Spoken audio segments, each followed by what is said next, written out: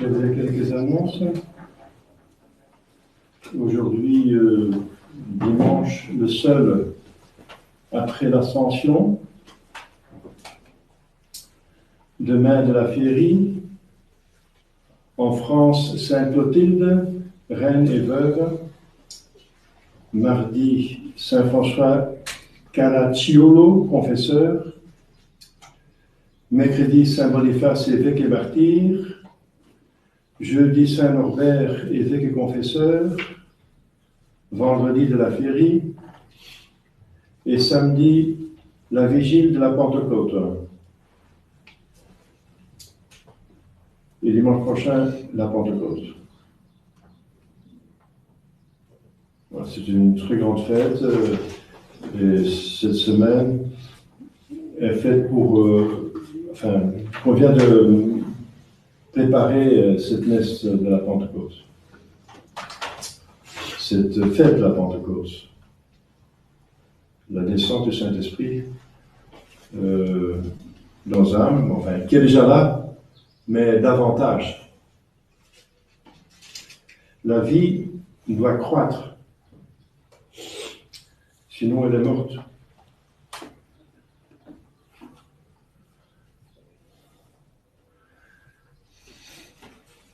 Voilà, le mois de juin, c'est, comme vous savez, le mois qui est consacré au Sacré-Cœur de Jésus.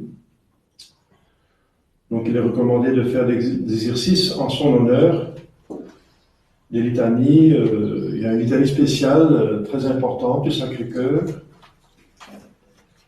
Donc en famille ou personnellement. Il convient d'avoir une statue, une image du Sacré-Cœur chez vous. On peut même introniser le Sacré-Cœur. Ça veut dire, vous prenez une très belle image, une statue, vous la mettez dans une place d'honneur dans votre maison, et ensuite vous vous préparez à la cérémonie, et le jour choisi, le prêtre vient consacrer la famille au Sacré-Cœur, et ça donne des grâces particulières, de paix, d'entente, de plus amour entre les membres de la famille, et donc ça donne des grâces. Et en même temps, on honore la royauté de Jésus-Christ. On le proclame roi, là où on a un pouvoir, nous, pour le proclamer roi, ça veut dire dans notre famille. Donc ils l'ont découronné dans les cités, dans les nations, dans les pays, mais nous, par contre, nous l'acceptons et le reconnaissons comme roi. Et l'intronisation, c'est accepter Jésus comme roi dans la famille. Voilà. Donc c'est bien de le faire le mois de juin. Parce que vous savez qu'après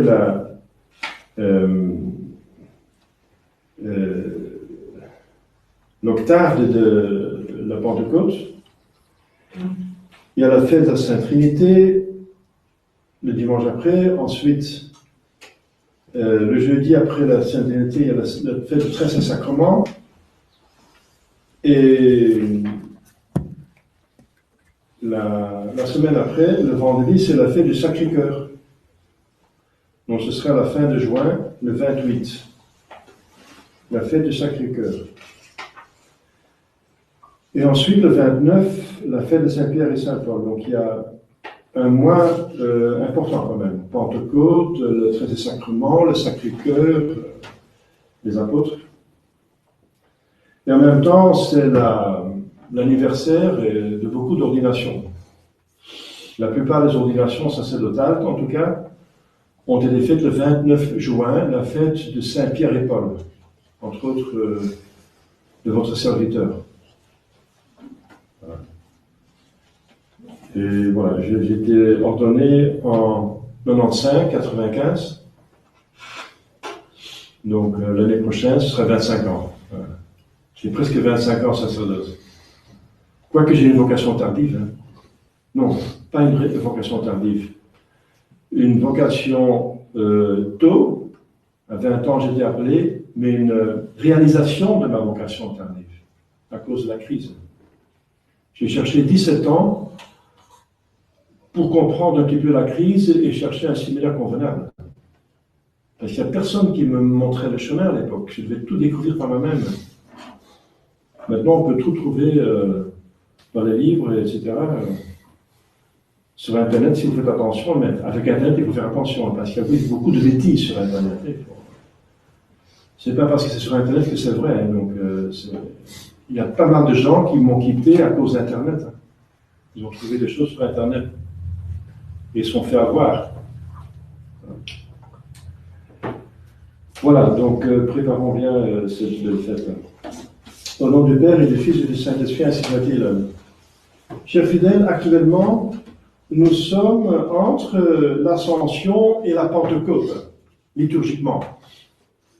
La liturgie réfère toujours à des faits qui sont porteuses de grâce, des faits surtout de Jésus, qui est la source de la grâce. Et l'ascension veut dire que Jésus est allé au ciel et est assis à la droite du Père. Mais c'est la situation dans laquelle il se trouve actuellement. Donc c'est plus fort. Si on a fêté Noël, on a fêté sa naissance dans le monde. Mais c'est parti, c'est fini. Mais maintenant, on a fêté qu'il s'est assis à la droite, et c'est là où il est toujours assis à la droite du Père. Ça ne veut pas dire qu'à Noël, on fait n'importe quoi. Au contraire, bien que le fait est passé, la grâce de l'incarnation, donc de Jésus qui vient parmi nous, hein, pour nous sauver, cette grâce, elle est distribuée à travers les siècles, justement par la liturgie. Donc si on fête Noël, c'est pas une nostalgie à quelque chose qui est passé, et puis voilà, c'est amusant pour passer l'hiver, c'est bien d'avoir une belle fête, n'est-ce pas, parce qu'il y a rien dehors, c'est un peu froid pour faire des choses trop dehors, hein, donc on fait à l'intérieur de la maison, on fait une belle fête à l'intérieur de la maison, et des églises, et puis un bon repas, etc., etc. C'est pas ça, n'est-ce pas? Oui, c'est ça aussi, mais c'est pas... C'est une suite seulement de l'essentiel.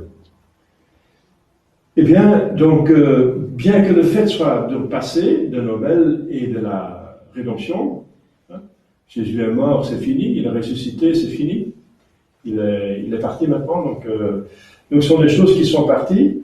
Les grâces qui ont été obtenues sont distribuées par la liturgie, et spécialement par la consécration. La messe exprime tous ces mystères.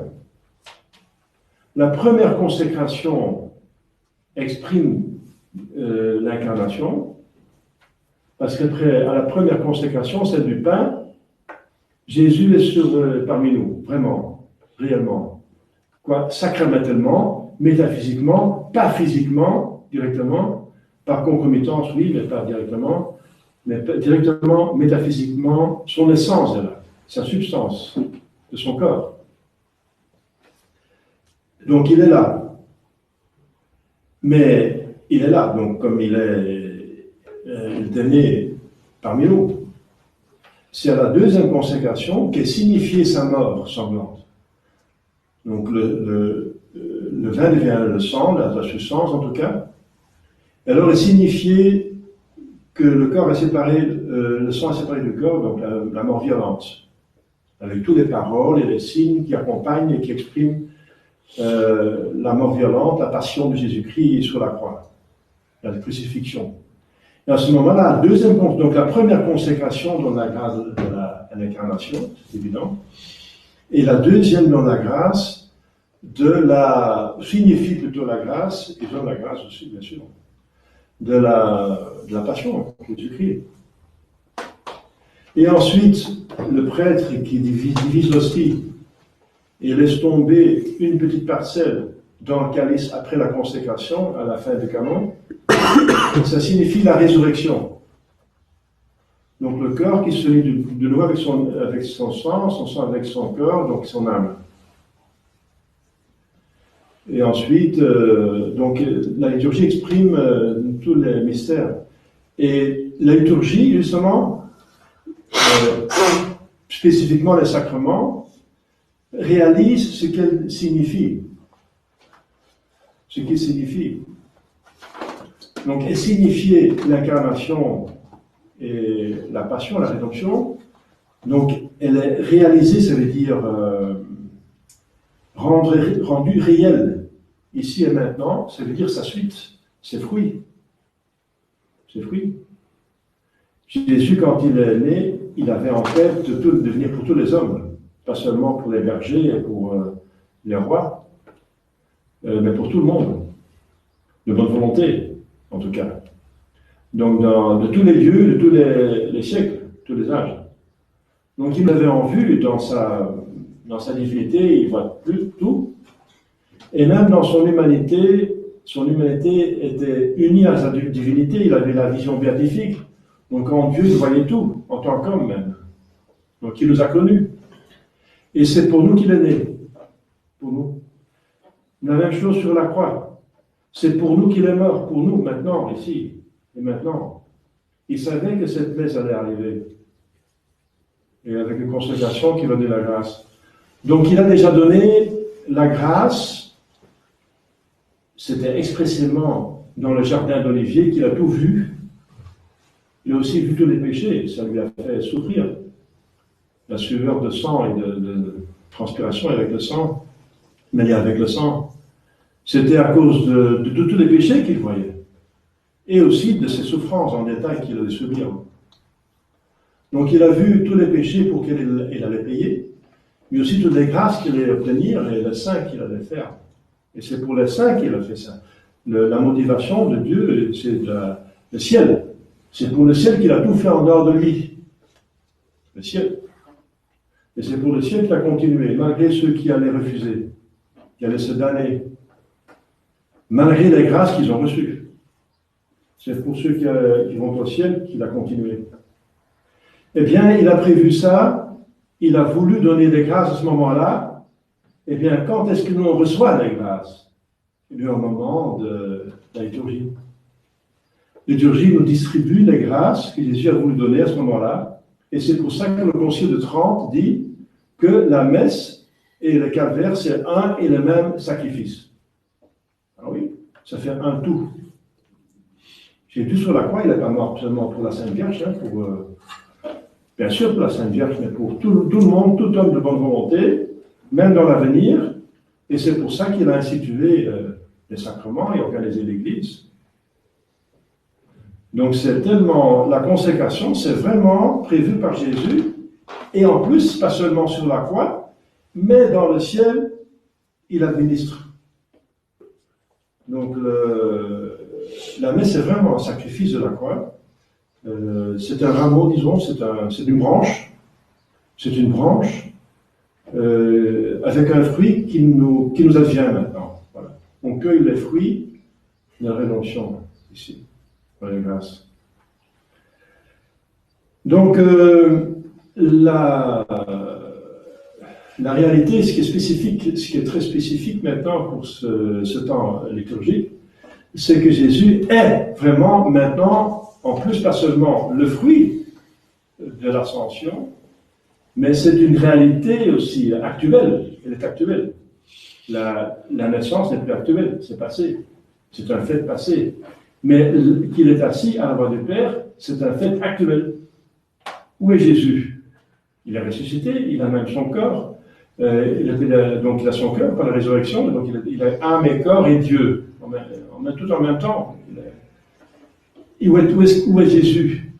Eh bien, à la droite du Père, dans le ciel, actuellement, avec la Sainte Vierge à côté, bien sûr. Et donc, et on va se préparer à la venue du Saint-Esprit. Et la venue du Saint-Esprit, c'est,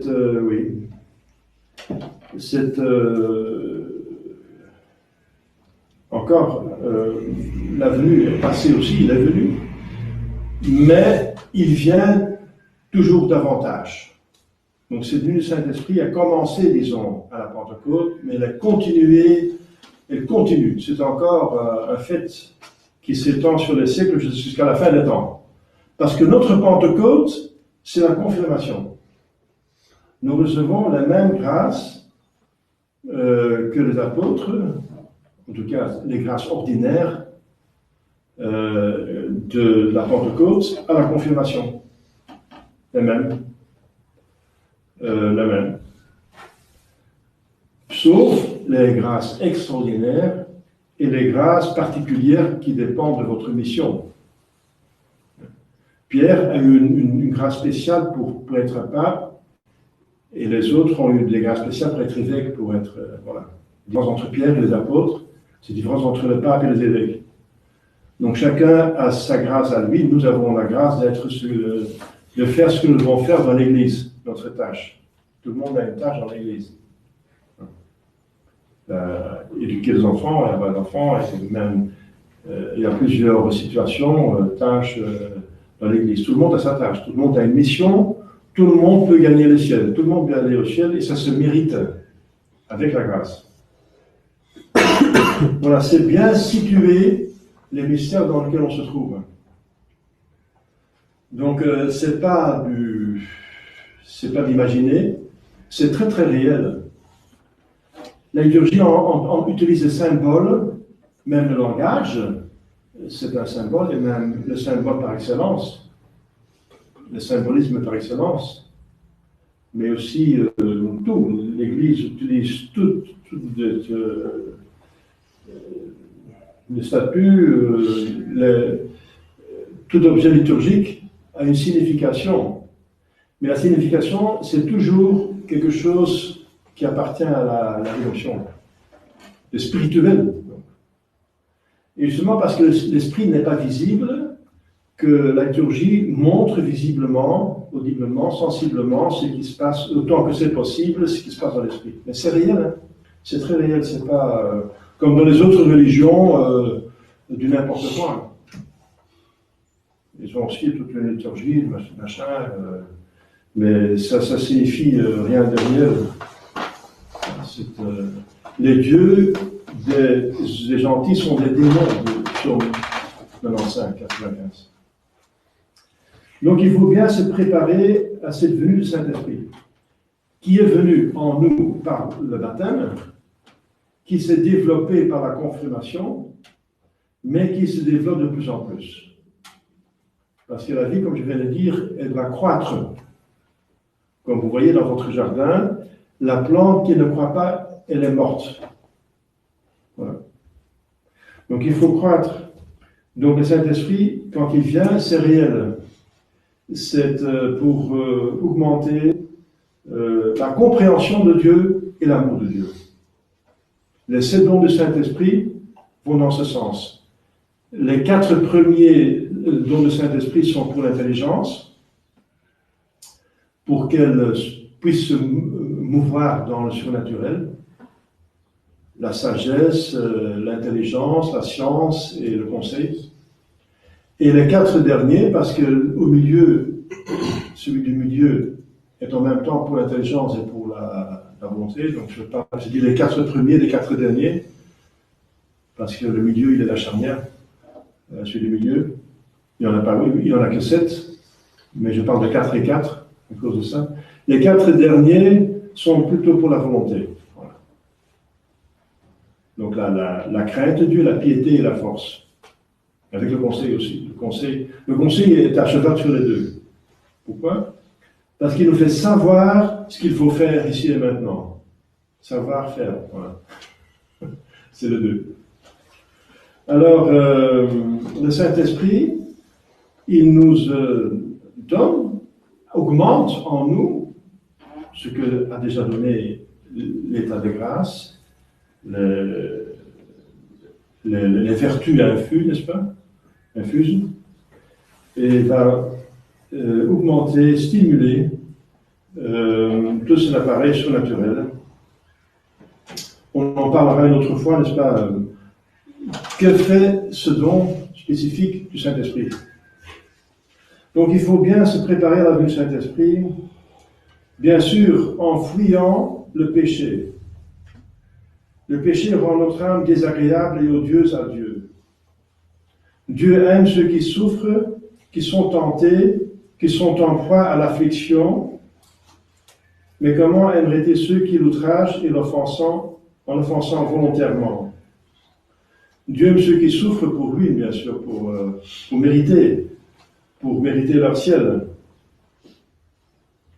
Le péché, c'est de jouir d'une manière désordonnée des dons qu'on a reçus de Dieu, par bonté.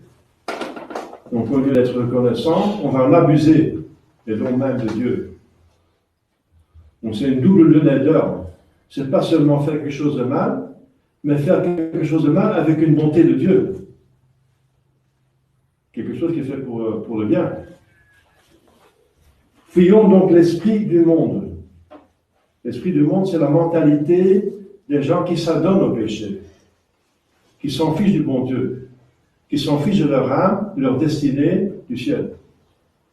L'esprit du monde qui veut profiter à outrance, qui veut jouir et qui n'espère plus qu'il y a quelque chose après la mort.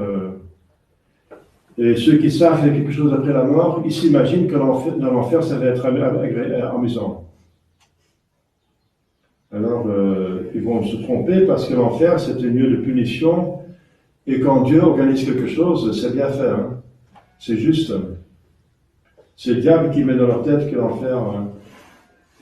Il jouit sur terre, donc le diable fait jouir sur terre, donc il va faire jouir après aussi. C'est ce qu'ils disent, c'est ce qu'ils se disent. Hein. Ceux qui savent que leur âme est immortelle.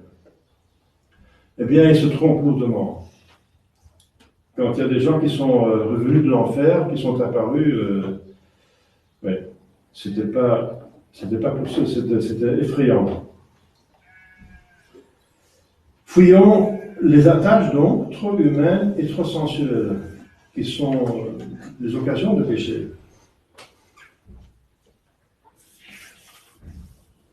Quand Jésus disait aux disciples, « Si je m'en vais pas, le consolateur ne viendra pas à vous. » Il voulait les guérir de leur attachement trop naturel pour lui et nous faire comprendre à tous que notre cœur doit être bien dégagé et détaché de tout pour mériter de recevoir le Saint-Esprit.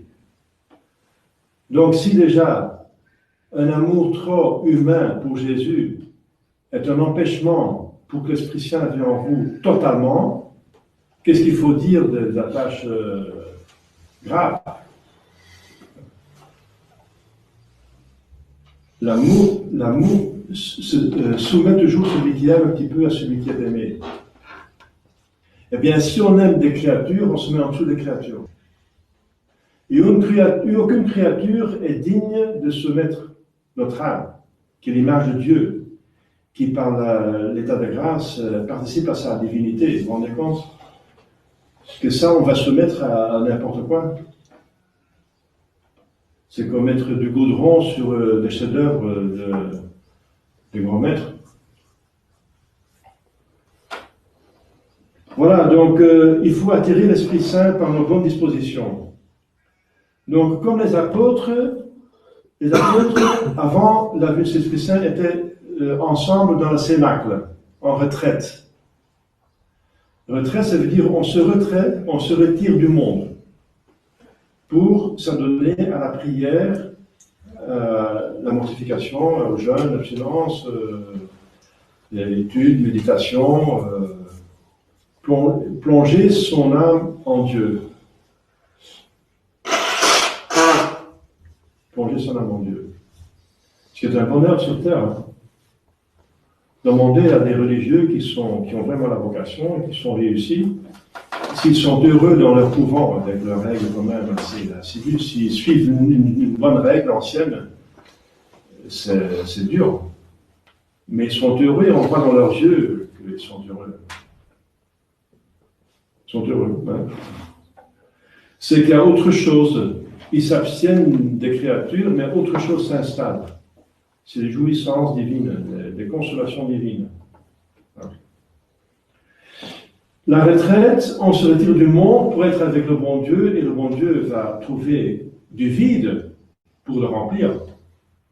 Pour remplir quelque chose, il faut faire du vide. Vous comprenez? Si on a plein de créatures, le bon Dieu n'a plus de place. Donc, de plus qu'on fait du vide pour lui, de plus qu'il peut entrer. C'est quand même logique. Donc, même des choses permises, Je ne parle pas des péchés, il faut dire, la retraite, c'est de se retirer des choses permises. Pour être encore plus avec le bon Dieu, pour s'ouvrir à lui. Donc, on s'ouvre à lui par la prière et dans un esprit de charité et d'amour. Donc, soyons vigilants et bien attentifs à la venue du Saint-Esprit et à ses divins mouvements. Car il se présente quelquefois tout d'un coup, il vient quand il veut. Jésus dit, l'Esprit souffle où il veut. Donc, tout d'un coup, vous avez une idée sur Dieu qui est...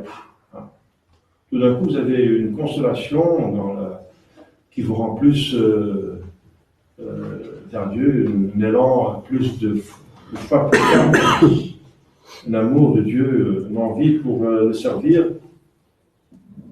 Eh bien, c'est des mouvements de l'Esprit Saint. Donc, soyons bien fidèles à correspondre aux grâces du Saint-Esprit et à les faire fructifier en nous. Alors, recevons toujours les dons du Saint-Esprit avec humilité, sachant bien que nous en sommes indignes. Ce sont des dons divins. Aucune personne, aucune créature est digne de Dieu, d'une intimité divine, si profonde. Donc, soyons dans l'humilité, dans la vérité donc, pour mieux apprécier ce qui se passe. Avec confiance, reconnaissance et amour, remerciant comme la Sainte Vierge et montrant notre amour par notre vie sainte, notre dévouement pour les intérêts de Jésus et notre zèle à procurer sa gloire en nous-mêmes et autour de nous. Voilà, chers frères, chers fidèles, tâchons-nous donc pendant cette semaine de bien préparer nos cœurs afin qu'au beau et saint jour de la Pentecôte, l'Esprit divin vienne nous remplir de ses grâces, nous éclairer, nous fortifier, nous sanctifier, nous transformer comme les apôtres. Et les apôtres qui étaient craintifs et qui ne comprenaient pas bien tout ce qui se passait. Et après, vous avez la différence entre l'apôtre avant la Pentecôte et après la Pentecôte. Alors, ils ont prêché jusqu'au martyre. De l'Espagne jusqu'au Japon, n'est-ce pas? Saint Thomas est allé jusqu'en Asie. Et ils ne sont pas allés en Amérique parce que voilà. Mais ils sont allés là où ils pouvaient aller, n'est-ce pas? De l'Espagne, hein? Il y a Saint-Jacques de Compostelle, de l'Espagne. Il paraît que même Saint-Paul est en Espagne. Et donc, voilà. Par ce moyen, après une vie toute pleine de bonnes œuvres, inspirée et pratiquée sous l'influence de cet esprit d'amour, une vraie vraiment digne de Jésus, nous mériterons d'être appelés par lui à jouir du bonheur éternel du ciel, ainsi soit-il. Au nom du Père et du Fils et du Saint-Esprit, ainsi soit-il.